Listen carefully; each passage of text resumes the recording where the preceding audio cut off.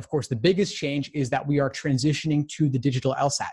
The June LSAT coming up in just about 2 months is your last opportunity to see the LSAT or take it in the paper and pencil format as it has always been administered. Going forward to the July LSAT, half of test takers will receive the digital format, half will receive the paper and pencil format. LSAC chooses for you, and you do not get any advance notice. So I don't know about you, but I would not want to be in that position. But maybe some of you are more tech savvy than I am and more comfortable with the ambiguity and dealing with the tablet if you get that, dealing with the paper if you get that. And like I said, I would honestly just recommend taking both June and July. So if you can, go for that, take paper in June, and then take either format in July.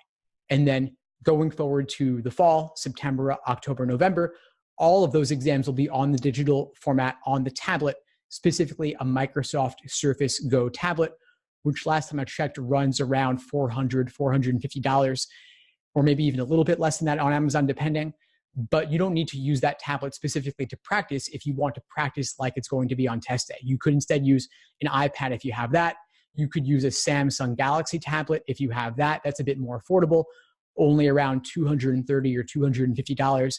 And the benefit, of course, is being able to do the LSAT with the stylus as you will be on test day.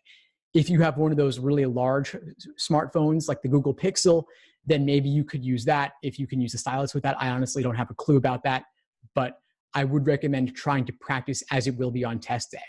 And if you have access to the PDFs, you could potentially use the PDFs on the screen and use the scrap paper on the side. Of course, it is a little bit of a different experience because the digital LSAT has some interactive features, which I'll get into in just a few minutes, but you can click around on your computer just the same as you would on a tablet. So it's kind of similar, not quite the same though.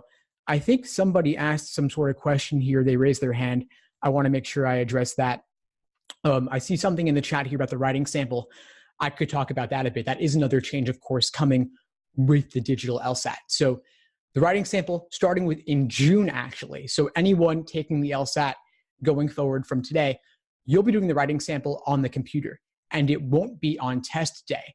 You'll be doing it later on your own time from your own device. They'll be monitoring you with a webcam and a microphone, and you'll hold up your government ID to prove that it's really you taking it. But you'll be doing that at home. Like I said, it is the 35-minute time limit, and you have up to 1 year from your LSAT administration to complete it in the digital format. Of course, on your computer, you'll be typing it out. And for that reason, because it'll be typed, I suspect that law schools will be looking at it a little bit more often than they used to. And by what they used to do, I mean, they barely looked at it at all. So going forward on the digital version, they'll be looking at it typed out. So maybe that's easier to read. Maybe it's easier for them to look at. But I really do think they're only looking at the writing sample in the event they have some sort of doubt about your English fluency, if perhaps you're a non-native speaker and they want to know that you really wrote your personal statement. Now, the question I saw here about the writing sample from Autumn was, if I already took the writing sample, the LSAT and the writing sample is different, do I still have to do the writing sample going forward? I believe the answer is yes, that starting in June, you will still have to do the writing sample, but only once going forward. So let's say you take it in June, you do the writing sample, probably from home or wherever you bring your laptop to. You do it once, it's recorded, it's typed out. Beyond that, you don't have to do the writing sample again, at least for, I think, not 5 years, as long as your LSAT score is considered valid. So you can pay them $15 per additional writing sample if you want to do more writing samples and pay them to store it for you. But of course, I wouldn't see any point to that. You can obviously practice it on your own if you want to, but I really think it's not worth the time, even just doing it, practicing it, because it is pretty simple. You're given a dilemma between two options. You're forced to choose one of those. And so you argue in favor of one and you argue against the other, and you create a balanced, well-crafted argument, giving it your best effort, of course, but because it's not scored, it's not weighted nearly as heavily as the scored portions of the LSAT. So I wouldn't really devote too much attention to it. Now, I want to show you all what the writing sample is actually like in case you haven't, what the digital LSAT is like, excuse me, in case you haven't seen it before. So I'm going to pull that up here on the screen so you can take a look here. This is the digital LSAT familiarization tool. It's at familiar.lsac.org. So you can go there and check it out with me. I'm going to walk through just a little bit of what it looks like. This is, again, LSAC's website. They're showing us how to get used to the digital LSAT. On the right side of the screen here, they have section practice, so you can actually try out different LSAT questions. I'm not going to show those right now because of LSAC copyright stuff, but I will show some of these tutorials just to show you the features a little bit. So this is the practice section here.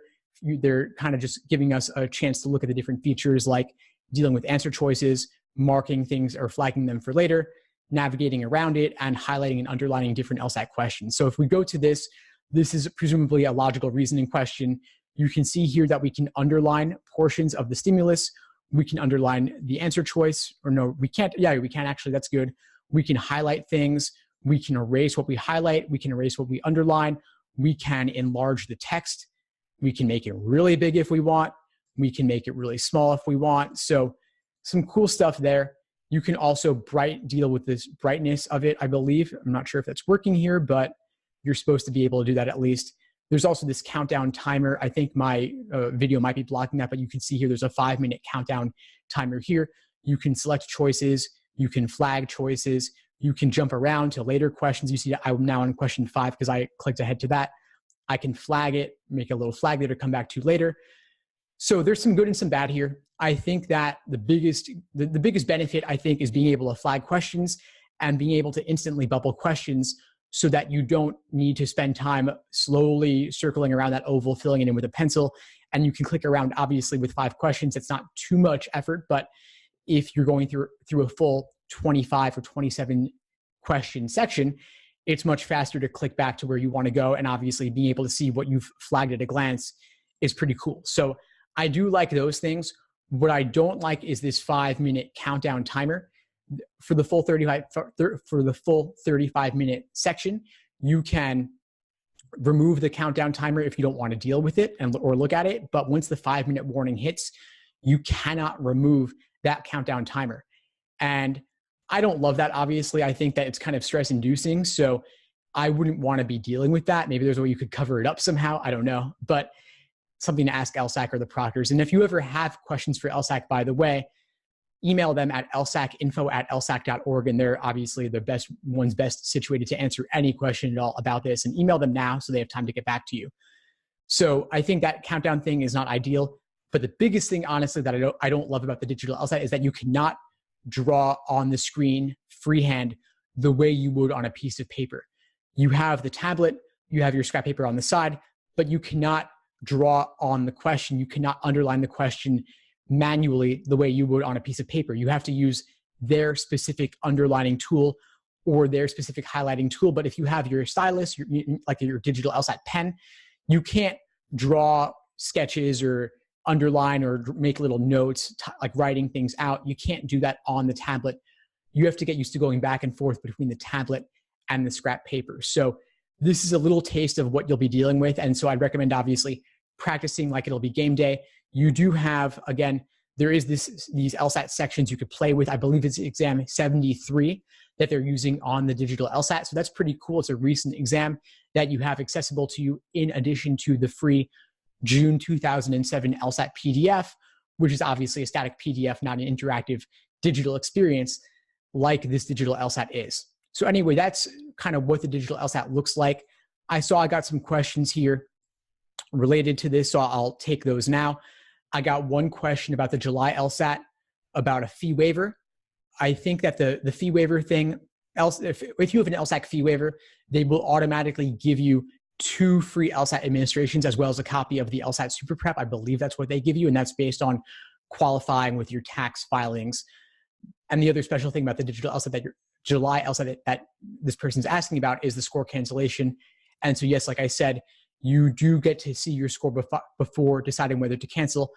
But once again, I don't really think that's a big deal. I don't really think that's an enormous benefit there. Now, any questions on the June or July LSATs as LSAC transitions to the digital format? I'll take a moment to pause and just deal with those questions before moving on to other things that I want to cover tonight. So, oh yes, thank you.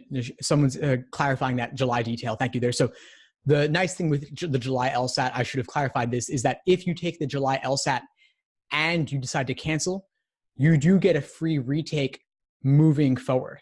So if you want to take the July LSAT with a low stakes trial there, you can go ahead and take it again in September, October, November. I believe it's up to 1 year afterwards, maybe beyond that. You do get a free retake. And so the LSAT currently costs $190 to register for. So that, again, that's nearly $200. And if you want to save some money and get another LSAT trial, you get to save that there. But I do think this really is a drop in the bucket compared to the overall cost of law school and tuition and such. And so I would say take the LSAT whenever you feel ready, take the LSAT whenever you want to, because law schools don't average it. They only take the highest. And so that's really the big benefit of this new change. There's really this old change going back to 2006.